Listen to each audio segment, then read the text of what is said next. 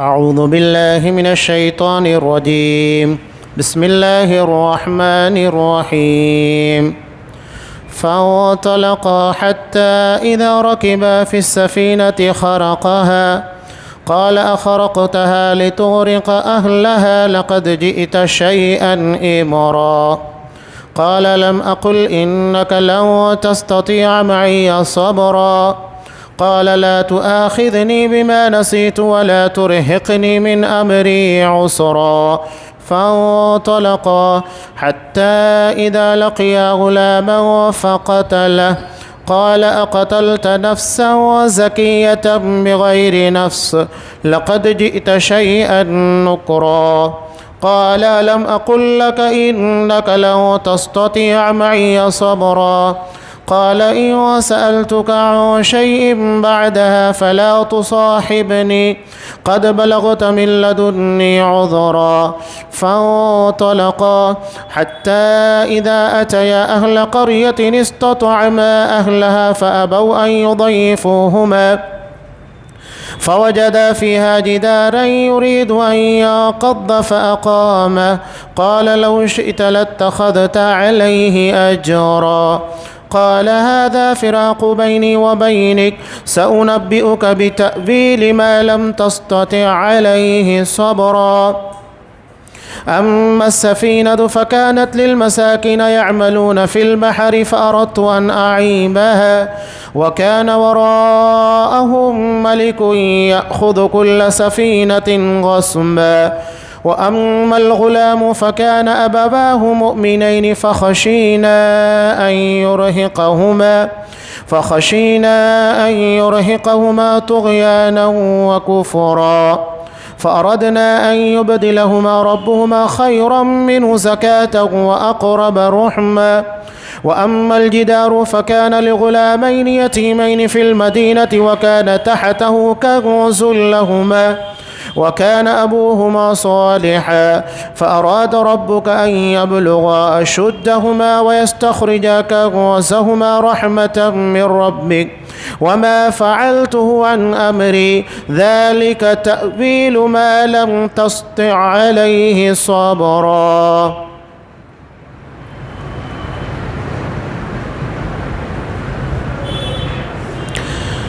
پھر دونوں چل پڑے یہاں تک کہ کشتی میں سوار ہوئے تو اس نے اس میں شگاف کر دیا. موسیٰ نے کہا کیا تو نے اس میں شگاف کر دیا ہے کہ اس میں سوار لوگوں کو غرق کر دے؟ یقیناً تو نے بڑا کام کیا ہے. اس نے کہا کیا میں نے تجھے نہیں کہا تھا کہ تو میرے ساتھ ہرگز صبر نہ کر سکے گا؟ موسیٰ نے کہا میری اس پر گرفت نہ کریں، میں بھول گیا اور مجھے میرے معاملے میں کسی تنگی میں نہ ڈال دینا. پھر دونوں چل پڑے یہاں تک کہ جب وہ ایک لڑکے سے ملے اس نے اسے قتل کر دیا. موسیٰ نے کہا کیا تو نے ایک معصوم جان کو کسی جان کے بدلے کے بغیر قتل کر دیا ہے؟ بلا شبہ تو نے بہت برا کام کیا ہے. اس نے کہا میں نے آپ سے کہا تھا کہ آپ میرے ساتھ صبر نہیں کر سکتے. موسیٰ نے کہا اس کے بعد اگر میں آپ سے سوال کروں تو آپ مجھے ساتھ نہ رکھیں، یقیناً میری طرف سے آپ کو عذر مل گیا.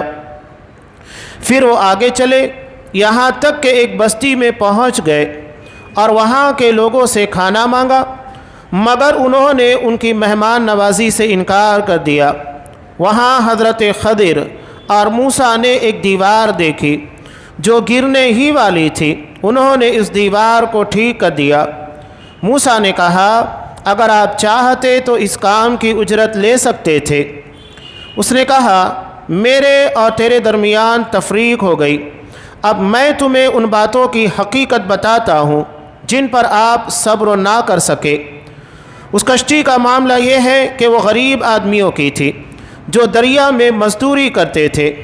میں نے چاہا کہ اس میں نقص ڈال دوں کیونکہ آگے ایک ایسے بادشاہ کا علاقہ تھا جو اچھی کشتی کو زبردستی پکڑ رہا تھا. رہا وہ لڑکا تو اس کے والدین مومن تھے.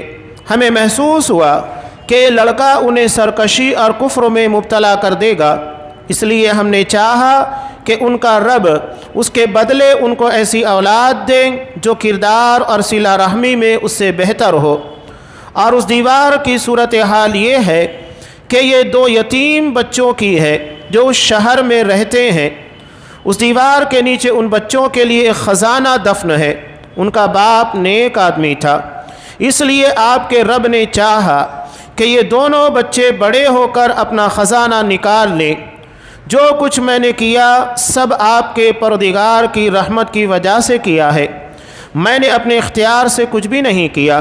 یہ ہے ان باتوں کی حقیقت جس پر آپ صبر نہ کر سکے۔ سورہ کہف آیت نمبر 71 سے آیت نمبر 82۔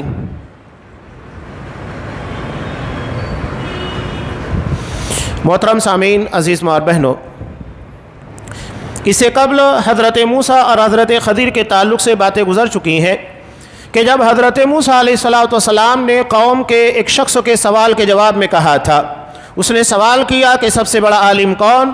تو حضرت موسیٰ علیہ السلام نے کہا کہ میں، حالانکہ انہوں نے بطور تکبر کے نہیں کہا تھا یا تعالی کے اپنے آپ کو بڑھا بنانے کے لیے نہیں، بلکہ اس بنیاد پر کہ دنیا میں انبیاء سے بڑا عالم کوئی نہیں ہوتا، اور اسی بنیاد کے پر انہوں نے اس سوال کا جواب دیا۔ لیکن اللہ کو یہ بات پسند نہیں آئی اور اس کے بعد انہیں حضرت خضر کے پاس بھیجا۔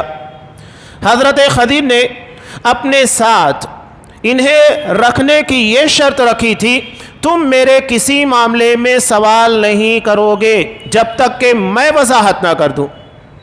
اب یہاں 3 واقعات پیش آئے جیسا کہ ترجمے سے واضح ہے۔ اس میں 2 اہم باتیں بتانا مقصود ہے۔ پہلی بات یہ ہے کہ کائنات میں جو کچھ بھی ہو رہا ہے، بظاہر ہمیں جو دکھائی دے رہا ہے جس میں لگتا ہے کہ اس میں نقصان ہے، حالانکہ حقیقت میں نقصان نہیں ہوتا۔ ایسے بہت کچھ ہے، ایک آدمی کو بظاہر لگتا ہے کہ بیماری کی وجہ سے وہ تکلیف میں مبتلا ہے، حقیقت یہ ہے کہ وہ بیماری کی وجہ سے تکلیف میں مبتلا تو ہے، لیکن وہی بیماری اس کے گناہوں کو مٹانے اور اس کے درجات کے بلند کرنے کا ذریعہ ہوتا ہے۔ دنیا میں بندہ نہیں جانتا، اللہ اپنے بندے کے لیے ایک مقام طے کرتا ہے۔ نبی کریم صلی اللہ علیہ وسلم نے کہا کہ اللہ بندے کے لیے ایک مقام جنت میں طے کرتا ہے کہ اس بندے کے لیے جنت میں یہ مقام ہونا چاہیے، لیکن اس کے اعمال اس درجے کے مساوی نہیں ہوتے۔ تب اللہ اس کے پر آزمائشیں اور مختلف قسموں کی مشکلات رکھتا ہے، جس کے پر وہ صبر کے ساتھ اسے برداشت کرتا ہوا نکل جاتا ہے، یہاں تک کہ اس مقام تک پہنچ جاتا ہے جس مقام کے پر اللہ اسے لے جانا چاہتا ہے۔ اسی بنیاد کے پر آپ دیکھیے کہ دنیا میں انبیاء کرام کے پر سب سے زیادہ آزمائشیں آئی، اس لیے کہ وہ سب سے بلند مقام والے، سب سے اونچے درجے والے ہوتے ہیں، اور اس کے بعد جیسے جیسے بقدر درجات کم ہوتے جائیں گے ان کی آزمائشیں کم ہوتی جائیں گی۔ ہم یہ سمجھتے ہیں کہ دنیا میں اگر کسی کے پر کوئی مشکل نہ ہو، پریشانی نہ ہو، کسی مصیبت میں نہ گرا ہوا ہو تو اس کا مطلب یہ ہے کہ وہ بہت چین کی زندگی گزار رہا ہے، وہ اللہ کا بڑا نیک بندہ ہے۔ نہیں، آپ صلی اللہ علیہ وسلم تو مدینہ آنے کے بعد بھی چین کے ساتھ نہیں سویا کرتے تھے۔ کوئی آواز آ گئی یا کوئی خبر آ گئی بے چین ہو جایا کرتے تھے۔ یہ آپ صلی اللہ علیہ وسلم کی زندگی کا عالم تھا۔ اور اس ضمن میں ایک اہم بات یہ بھی ہے کہ بندہ جب اس طرح کی مشکلات کا شکار ہوتا ہے، ابھی کل کے درس کے اندر یہ تمام چیزیں عقیدے کے اندر بہت اہم آئی ہے کہ اللہ کے ساتھ بدگمانی کرنا یہ شکار ہوتا ہے۔ خاص طور سے قرآن مجید میں مشرکین اور منافقین کے تعلق سے بیان کیا گیا کہ یہ اللہ کے بارے میں بدگمانی کرتے ہیں۔ سورہ فتح کی ابتدا میں بھی اللہ نے بیان کیا، سورہ آل عمران کے اندر بھی بیان کیا، یہ اللہ کے بارے میں بدگمانی کا شکار ہوتے ہیں۔ بدگمانی کیا ہے کہ اللہ مسلمانوں کو غلبہ نہیں دے گا، اللہ اسلام کو سربلندی نہیں عطا کرے گا، اللہ کفار اور مشرکین کو جس طرح دنیا میں نوازے ہوئے مرنے کے بعد بھی ان کو نوازے گا۔ یہ بدگمانیاں ہیں۔ آج بھی مسلمان مختلف قسموں کے حادثات اور مسائل کی بنیاد کے پر اللہ کے بارے میں سوچنے پر مجبور ہوتے ہیں۔ یہ کیا ہو رہا ہے؟ مسلمان اللہ کو ماننے کے باوجود بھی، اور اسی بنیاد کے پر ایک بڑی خطا شاعر مشرق علامہ اقبال نے کی تھی، جنہوں نے اللہ سے شکوہ کیا اگر عقیدے کا باب پڑا ہوتا تو کبھی اللہ کے سامنے شکوہ نہیں کرتے۔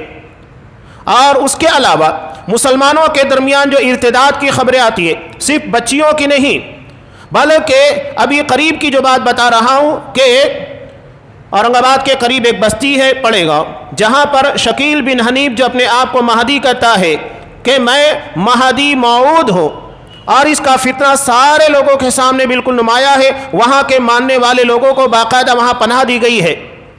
تو ابھی کی خبر یہ ہے کہ لاک ڈاؤن کے اندر جب غریب مسلمانوں کے پاس کھانے کے لیے تکلیف تھی، قلت تھی، ان لوگوں نے اسباب کو مہیا کر کے ریلیف پہنچا کر ان لوگوں کو اپنا ہم نوا اور اپنے ہم مشرب بنا لیا۔ اب یہ مسلمانوں کی غلطی ہے اور اس کی بہت ساری وجوہات ہو سکتی ہیں۔ یہ اسلام سے دور ہے، ہماری عورتیں اسلام کی تعلیمات سے صحیح طور کے پر آشنا نہیں ہے، نہ خطبات ہے، نہ دروس ہے، اور نہ ہی اس طرح کے دروس کا اہتمام کرنا اور اسے سننا جس کی بنیاد کے پر ہمارے عقیدے صحیح ہوتے ہیں، نہیں ہے ساری چیزیں۔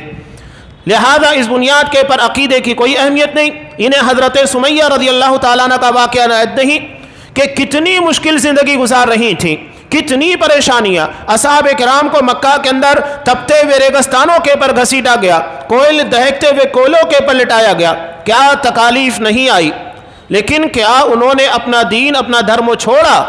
ویسی مشکلات تو آج کسی کے پر نہیں آتی ہے۔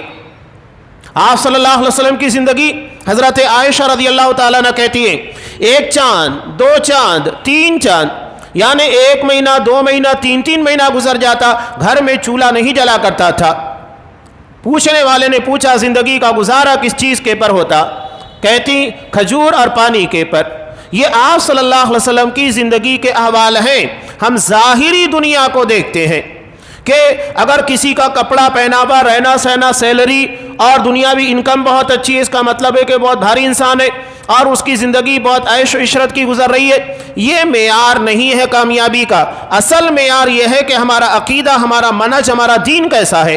آخرت کے فیصلے اس کے پر ہونے والے ہیں، نہ کہ دنیا کے ظاہری اسباب کی بنیاد کے پر۔ قرآن اسی لیے بار بار جو سورہ قرآن میں دہرائی جاتی ہے ہر جمعہ کے دن، بل تؤثرون الحیات الدنیا، تم دنیاوی زندگی کو ترجیح دیتے ہو۔ آج ہمارے رشتوں کے معاملے میں بھی وہی ہوتا ہے، دنیاوی زندگی کی ترجیحات۔ لڑکا کمانے والا ہونا چاہیے، لڑکے کا اسٹیٹس اچھا ہونا چاہیے اور اس کا اپنا مکان ہونا چاہیے، ٹھیک ہے، لیکن یہ ترجیحات نہیں ہے، ترجیحات عقیدہ ہے، ترجیحات منہج ہے، لیکن ہم اسے کوئی اہمیت نہیں دیتے۔ اس کا عقیدہ، اس کا اخلاق کردار کیا ہے، ہم اس سے کوئی لینا دینا نہیں۔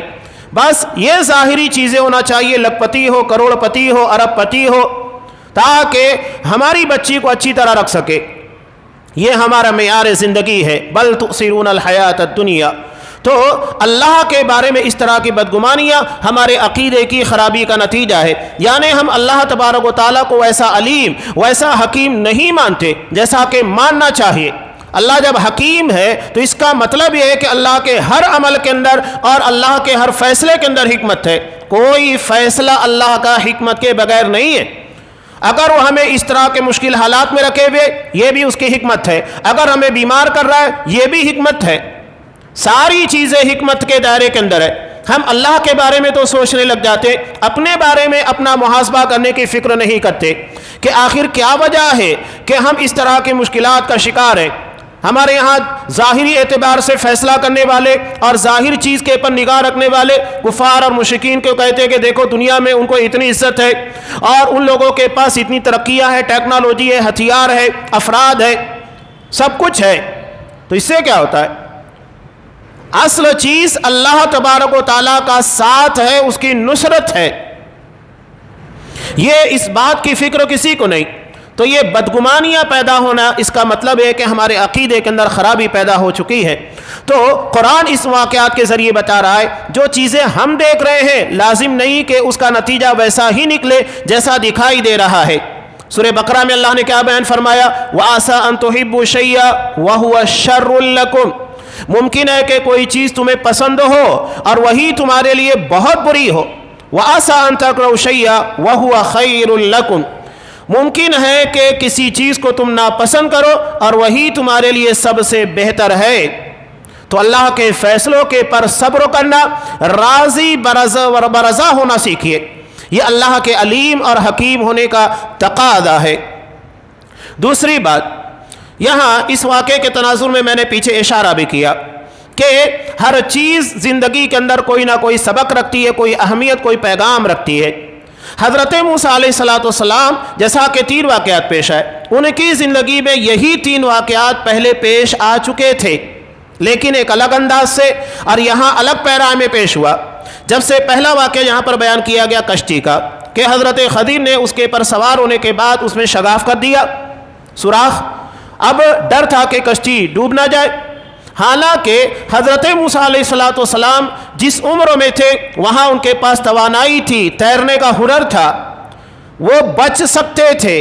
और अलावाज़ी कश्ती में बहुत सारे लोग मौजूद थे, यहाँ सिर्फ अंदेशा था। लेकिन उनके अपने बचपन के बारे में गौर कीजिए। जब अल्लाह के हुक्म के मुताबिक उनकी माँ ने उन्हें एक संदूक के अंदर रख कर दरिया के हवाले कर दिया, जबकि हज़रत मूसा उस वक्त तो बच्चे थे, उन्हें तैरना नहीं आता था, कोई उनकी देख रेख करने वाला नहीं था, कोई मल्लाह नहीं था, कोई कैप्टन नहीं था जो उसे चलाए, उसे देखे, उसे संभाले। और उस वक्त तो बड़ी आसानी के साथ अल्लाह ने ले जाकर उसे फ़िरौन के दरबार के किनारे, उसके महल के किनारे खड़ा कर दिया। तो अल्लाह जब वहाँ पर बचा सकता है तो यहाँ क्यों नहीं बचाएगा। दूसरी बात, जब हज़रत खदीर ने एक बच्चे को कत्ल कर दिया, उसके पर हज़रत मूसा अलैहिस्सलाम ने सवाल किया कि लक़द जि'त शैअन नुकरा, तुमने बहुत बुरा काम किया है। कत्ल यकीनी बात है, छोटा सा मामला नहीं है, इंसान की जान चली जाती है, बात ख़त्म हो जाती है, बहुत बड़ा जुर्म है। तो कहा कि तुमने बहुत बड़ी गलती कर दी है। और यही बात हज़रत मूसा अलैहिस्सलाम की ज़िंदगी में भी थी कि जब उन्होंने 2 लोगों को देखा, एक बनी इसराइली था जो हज़रत मूसा अलैहिस्सलाम की कौम का, और दूसरा किबिती था जो कि आले फ़िरौन से था, फ़िरौन के मानने वालों में से। दोनों के दरमियान झगड़ा हो रहा था। हज़रत मूसा अलैहिस्सलाम ने देखा कि किबिती बनी इसराइली के पर ज़्यादती कर रहा है, तो उन्होंने उसे हटाते हुए एक थप्पड़ मार दिया। अब उनका इरादा कत्ल का तो था नहीं, लेकिन वही थप्पड़ उसकी जान के जाने का ज़रिया बन गया। हालांकि उन्होंने अल्लाह से दुआ मांगी और अपने इस गुनाह के पर अल्लाह से कहा, रब्बी इन्नी ज़लमतु नफ़्सी ज़ुल्मन कसीरा फ़ग़फ़िर ली, कि अल्लाह मैंने अपने आप के पर बड़ा जुल्म कर दिया है, बस तू मेरे गुनाहों को बख्श दे। अल्लाह ने गुनाह को बख्श दिया। हालांकि वो कत्ल जैसा जुनाह था, छोटा सा जुनाह नहीं था, बड़ा गुनाह था, बड़ी गलती थी। उनकी ज़िंदगी के अंदर इस तरह का मामला पेश आ चुका था। अब तीसरा मामला, हज़रत खदीर ने जब एक बस्ती के अंदर ये दोनों गए, अब वहाँ पुराना कानून नहीं, पुराना कानून था, आज की तरह नहीं था। पुराना कानून क्या? पुराना कानून ये था कि बस्ती में जो भी बाहर का शख्स आएगा उसकी मेहमान नवाजी करना ये बस्ती वालों की जिम्मेदारी थी। क्यों? इसलिए कि उस वक्त आज की तरह होटलें नहीं थी कि एक आदमी आसानी से कहीं जाकर खाना खा ले। अब उसे खाना खाना है तो किसी के घर में खाना खाना होगा, लिहाजा बस्ती वालों की जिम्मेदारी थी और ये उमूमी कानून चल रहा था, हर कोई इस कानून को मानता था। अब वहाँ पर गए तो किसी ने उन लोगों को खाना नहीं दिया। हज़रत खदीर ने देखा कि एक दीवार जो गिरने के बिल्कुल करीब थी उसे सीधा कर दिया अपनी खुदादा सलाहियत की बुनियाद के पर। हज़रत मूसा अलैहिस्सलाम ने कहा कि हमें ज़रूरत थी, हम चाहते तो इस दीवार को सीधा करने के बदले में कुछ उजरत ले लेते और वही उजरत हमारे खाने के काम आ जाती। ये एतराज़ हुआ। अब देखिए, हज़रत मूसा अलैहिस्सलाम जब मदियन आए थे, जब किब्ती के कत्ल के बारे में बात वाज़े हो गई कि उसे हज़रत मूसा अलैहिस्सलाम ने कत्ल किया था, तो क्या हुआ? फ़िरौन के दरबार में ये बहस होने लगी कि कत्ल के बदले में हज़रत मूसा अलैहिस्सलाम को कत्ल कर देना चाहिए। अब फ़िरौन के दरबार में एक शख्स था जो हज़रत मूसा अलैहिस्सलाम का खैर ख़्वाह था। फ़ौरन आकर ख़बर दी कि मूसा फ़ौरी तौर के पर मिस्र के बाहर निकल जाओ, इसलिए कि दरबार में तुम्हारे कत्ल के फ़ैसले हो रहे हैं। हज़रत मूसा अलैहिस्सलाम वहाँ से पैदल निकले, भागते हुए निहत्ते, कुछ नहीं था साथ में, तन्हा थे। और वहाँ जाने के बाद भूखे भी थे, बेआसरा भी थे, हर चीज़ की उन्हें ज़रूरत थी। वहाँ जाकर देखा کہ مدین پہنچے، لوگ اپنی بکریوں کو، جانوروں کو پانی پلا رہے ہیں اور دو لڑکیاں اپنی بکریوں کو لیے ہوئے کنارے کھڑی ہیں۔ جب سارے لوگوں نے پانی پلا دیا تو حضرت موسیٰ علیہ السلام نے خود بھی پانی پیا، اور پانی پینے کے بعد ان دونوں لڑکیوں کو اور ان کے جانوروں کو مفت میں پانی پلا دیا، کوئی معاوضہ، کوئی اجرت نہیں۔ سارے جانوروں کو پانی پلایا کنویں سے پانی لے کر، اور انہیں بھی، اور وہ چلی گئی۔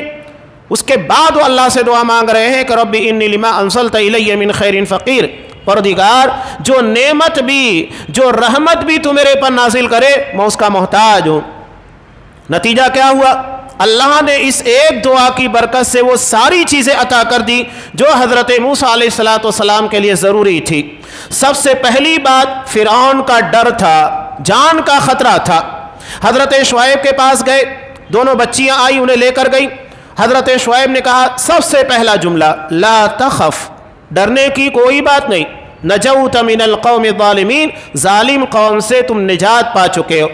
نفسیاتی ڈر اور خوف کو پہلے ختم کیا، اور اس کے بعد کہا میں اپنی دونوں بچیوں میں سے ایک بچی کا نکاح تمہارے ساتھ کر دوں گا، لیکن مہر کیا ہوگی کہ انت اجرنی 8 حجج، تمہیں میرے یہاں پر 8 سال مزدوری کرنا ہوگا، 8 سال، اور اگر تم فَإِنْ أَتْمَمْتَ عَشْرًا فَمِنْ عِنْدِكَ، 10 سال اگر کرتے ہو تو یہ تمہاری طرف سے۔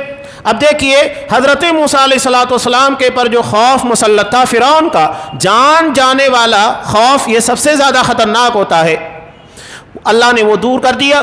ٹھکانہ مل گیا رہنے کے لیے حضرت شعیب کے یہاں پر، اور انہیں کھانے پینے کا مسئلہ جو تھا وہ بھی حل ہو گیا، اس لیے کہ وہ حضرت شعیب کے یہاں پر رہ رہے ہیں، کھانا پینا بھی اسی جگہ کے پر ہے۔ ساری چیزیں اللہ نے ایک دعا کی برکت سے ختم کر دی۔ اب یہاں بتانے کا مقصود یہ ہے کہ حضرت موسیٰ علیہ السلام نے وہاں جب انہیں سخت ضرورت تھی، اس لیے کہ انہیں کے پاس کچھ نہیں تھا، تو ایسے میں انہوں نے مفت میں جانوروں کو بھی پانی پلایا، بچیوں کو بھی پانی پلایا، 1 روپیہ کسی سے اجرت نہیں لی۔ اور یہاں پر وہ کہہ رہے ہیں کہ اگر تم اجرت لے لیتے تو ہمیں کام آ جاتی۔ یہی بتانا مقصود ہے۔ 3 واقعات پیش آئے اور تینوں کی تینوں حضرت موسیٰ علیہ السلام کی زندگی میں ایک نئے پیرائے اور نئے انداز کے ساتھ پیش آ چکے تھے۔ اب دیکھیے پہلا واقعہ قرآن مجید کا بیان کیا گیا کشتی کا۔ اب یہاں حضرت موسیٰ علیہ السلام صبر نہیں کر پائے اور اس کے پر اعتراض کر دیا کہ تم نے اس کشتی کو داغدار کیوں کر دیا، کیوں شگاف کر دیا؟ کہیں ایسا نہ ہو کہ کشتی ڈوب جائے، سارے لوگ ڈوب سکتے ہیں۔ تو حضرت خضر نے یاد دلایا میں نے تمہیں منع کیا تھا سوال نہیں کرنا۔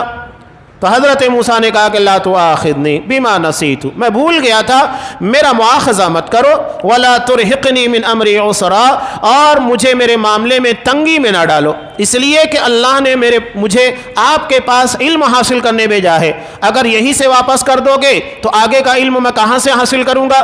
علم کی جستجو، علم کی تڑپ حضرت موسیٰ علیہ السلام کے ساتھ اندر تھی۔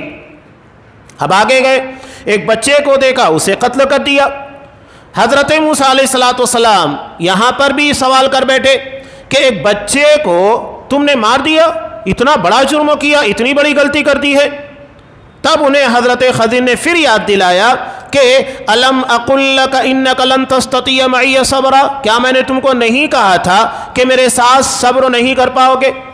حالانکہ حضرت موسیٰ علیہ السلام کا یہ جو سوال تھا ان کی اپنی شریعت اور ایک نبی ہونے کی حیثیت سے درست تھا، اس لیے کہ بلا وجہ کسی کی کشتی میں سوراخ کرنا کہاں جائز ہے، اور کسی بچے کو بلا عذر کے قتل کر دینا کہاں جائز ہے۔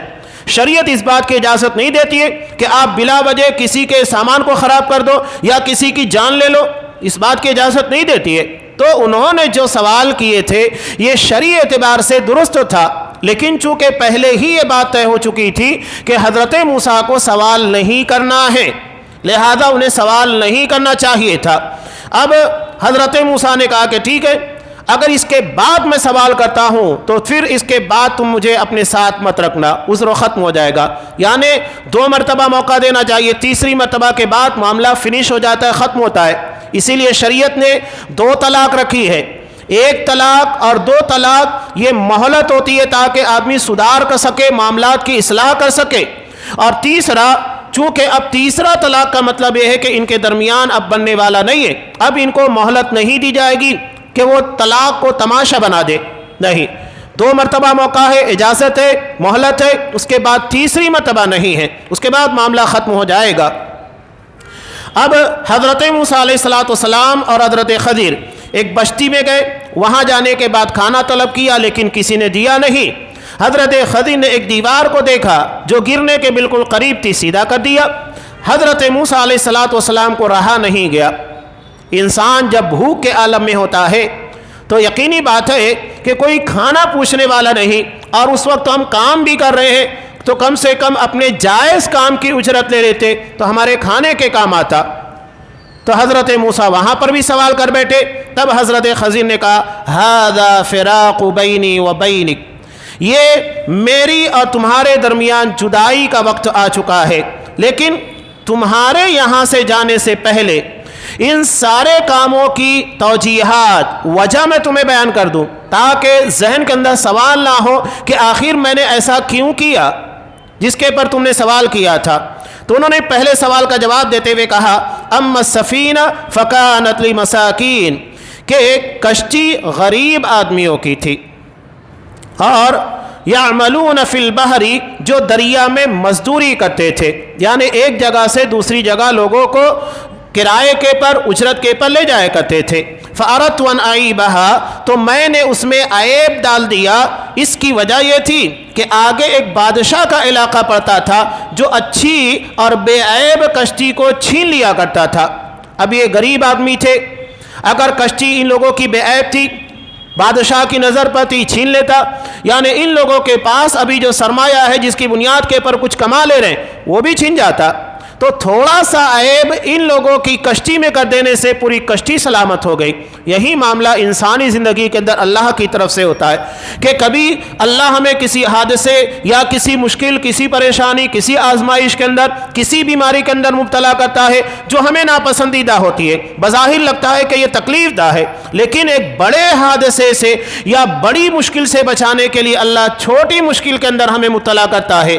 یہ اللہ کی حکمت ہے۔ لہذا اللہ کے کسی فیصلے کے پر اعتراض یا اللہ کے کسی بھی معاملے کے پر بدگمانی کا شکار نہیں ہونا چاہیے کہ اللہ میرے ساتھ یہ کیوں کر رہا ہے، مجھے ہی کیوں پریشان کیا جا رہا ہے، میں ہی ساری آزمائشوں کا شکار کیوں ہو رہا ہوں۔ یہ دراصل ان واقعات کے اندر اللہ کی حکمت پوشیدہ ہے کہ چھوٹے معاملات کے ذریعے اللہ بڑے بڑے عذاب سے یا بڑی بڑی تکالیف سے ہمیں بچا لے جاتا ہے۔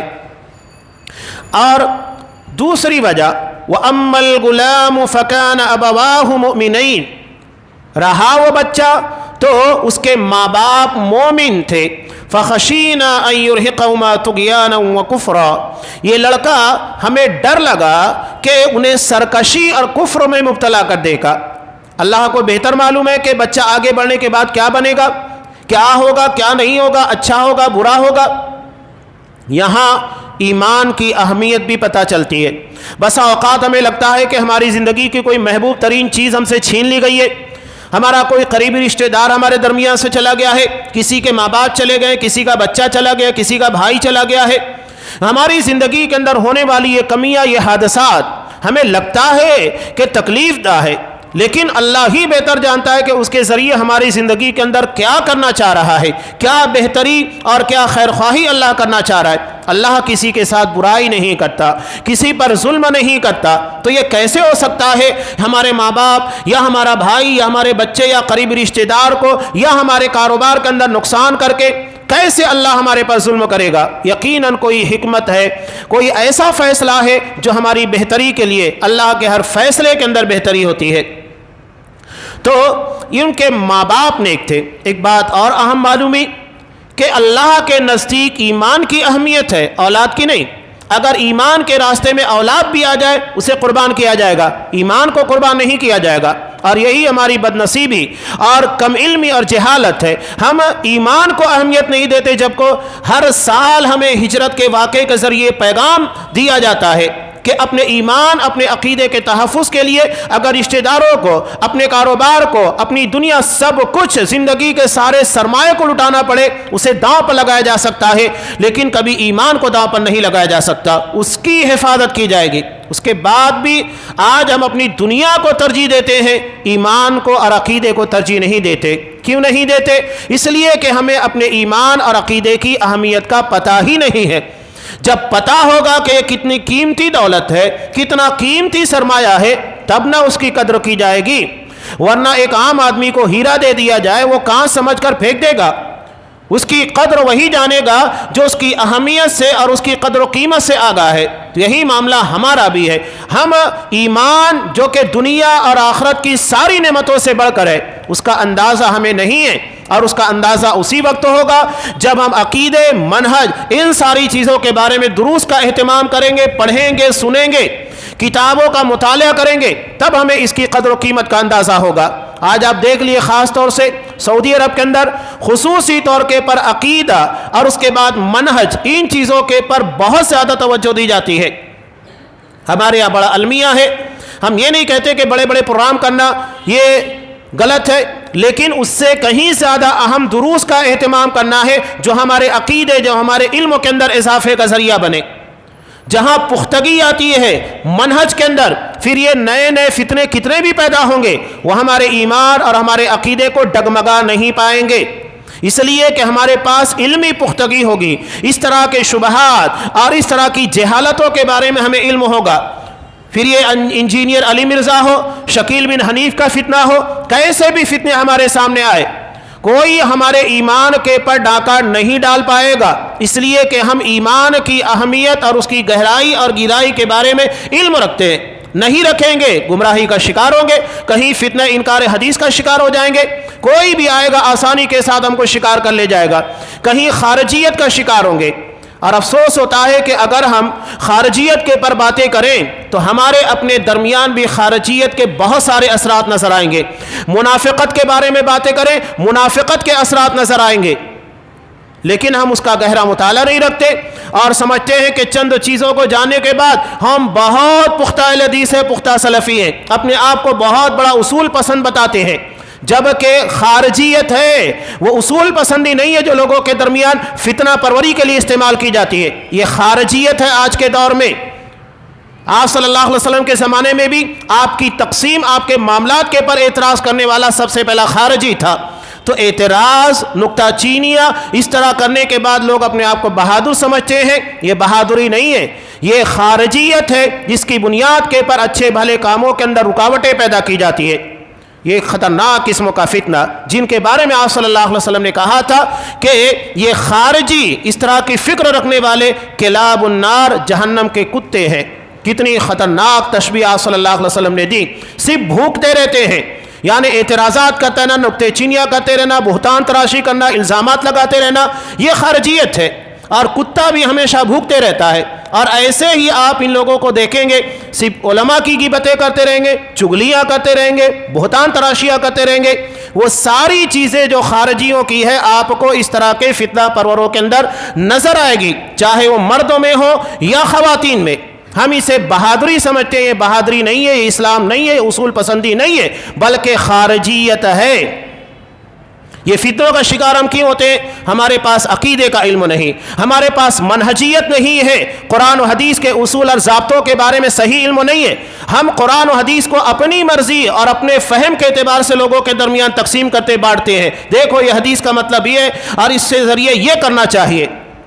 یہ جاہل ہے، خارجی ہیں جو قرآن و حدیث کو اس وقت کے خارجیوں کی طرح غلط معنی پہناتے ہیں، جس طرح کے خارجیوں نے کہا تھا کہ حضرت علی اور حضرت امیر معاویہ رضی اللہ تعالیٰ عنہ، ان دونوں کے درمیان دو فریق متعین ہوئے، حضرت مغیرہ بن شعبہ رضی اللہ تعالیٰ عنہ اور حضرت ابو موسیٰ اشعری رضی اللہ تعالیٰ عنہ، یہ دونوں ان دونوں کے درمیان تصفیہ کرنے والے تھے، صلح کرنے والے تھے۔ تو خارجیوں نے قرآن کی آیت کا غلط مفہوم پیش کرتے ہوئے کہا وَمَن لَّمْ يَحْكُم بِمَا أَنزَلَ اللَّهُ فَأُولَٰئِكَ هُمُ الْكَافِرُونَ، کہ جو اللہ کے نازل کردہ کلام یعنی قرآن کے ذریعے فیصلہ نہ کرے وہ کافر ہے۔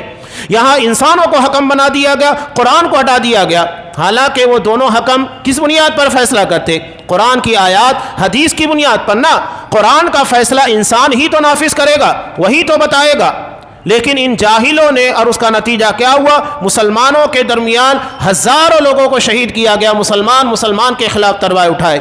یہ فتنہ پروری کوئی چھوٹی نہیں ہوتی ہے، اور کس بنیاد پر؟ قرآن کی آیت کو لے کر۔ آج بھی اس طرح کے فتنے خارجی ذہنیت رکھنے والے قرآن کی آیت یا حدیث کو اپنی منمانی تعبیر کے ذریعے پیش کر کے اپنے آپ کو بتاتے دیکھو ہم قرآن پیش کر رہے ہیں، حدیث پیش کر رہے ہیں۔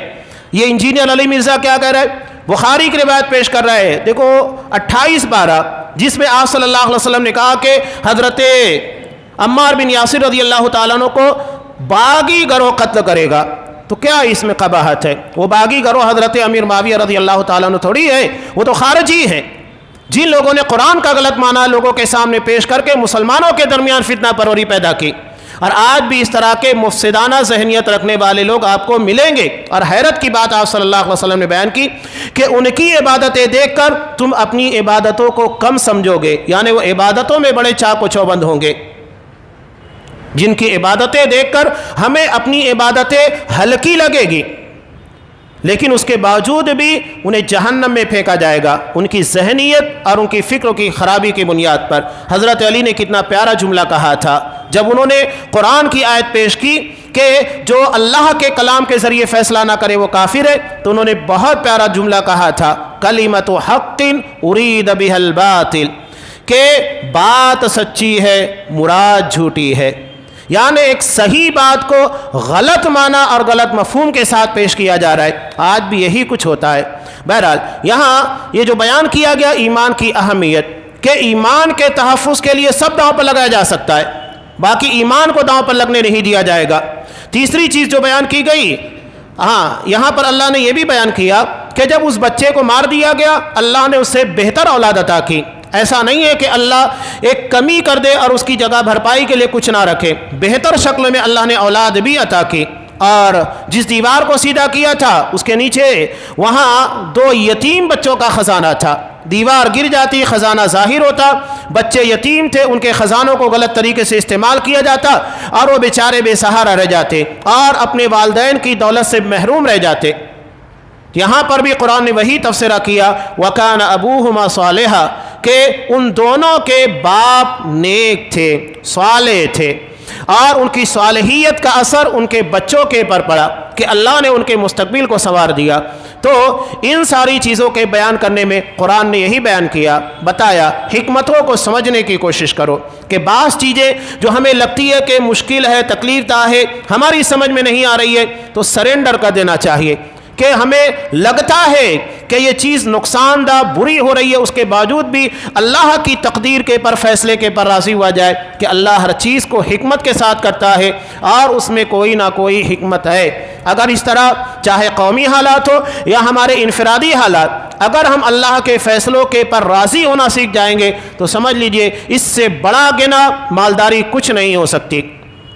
اللہ کے رسول نے اسی کو کہا نا، وَرَضَ بِمَا قَسَّمَ اللَّهُ لَكَ، اللہ نے جو تمہاری تقدیر لکھ دی ہے، جو فیصلہ تمہارے متعلق کر دیا ہے، اس کے پر راضی ہو جاؤ، تکن اغنى الناس، سب سے مالدار انسان بن جاؤ گے۔ انسان مطمئن ہو جائے گا اللہ کے فیصلوں کے پر، پھر دنیا کی کتنی بھی بڑی مصیبت آئے، کتنی بھی مشکلات آئے، وہ بے پرواہ ہو کر مطمئن ہو کر زندگی گزارے گا کہ میرا رب میرے ساتھ کچھ برا نہیں کرنے والا ہے۔ یہی اس واقعے کے اندر بتانا مقصود تھا۔ اب اس سورہ کا ایک اور اہم حصہ ہے جس کے بارے میں سوال ہوا تھا، ذوالقرنین سے متعلق۔ انشاءاللہ آئندہ درس میں اس کی تفصیل پیش کی جائے گی۔ اللہ تبارک و تعالی ہمیں اس کے فیصلوں کے پر راضی ہونے کی توفیق دے، ہمارے تمام تر معاملات کے اندر اللہ خیر کو رکھے، ہر شر سے ہمیں محفوظ رکھے، آمین۔ وآخر دعوانا ان الحمد للہ رب العالمین۔